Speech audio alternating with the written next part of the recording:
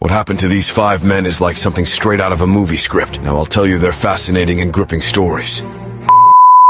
In 1989, Trisha Meili was found brutally beaten and raped in New York's Central Park early in the morning. Meili, a 28-year-old white investment banker, was in a coma for 2 weeks and had no memory of the attack. The case caused a media frenzy, and 5 Black and Latino teens, Antron McCray, Kevin Richardson, Yusef Salaam, Raymond Santana, and Korey Wise, were quickly arrested and convicted. Known as the Central Park Five, their case fueled racial tensions in New York City and spread stereotypes through media coverage. The teens, after hours of police interrogation, confessed, but later claimed they were coerced. Despite the lack of DNA evidence and eyewitnesses, they were found guilty in 2 separate trials in 1990 and sentenced to 6 to 13 years in prison. In 2002, serial rapist and murderer Matias Reyes confessed to attacking Meili. His DNA matched evidence found at the scene. On December 19, 2002, the New York Supreme Court vacated the convictions of the 5 men. Following their exoneration, they filed a $41 million civil suit against New York City, which was settled in 2014, awarding each about $1 million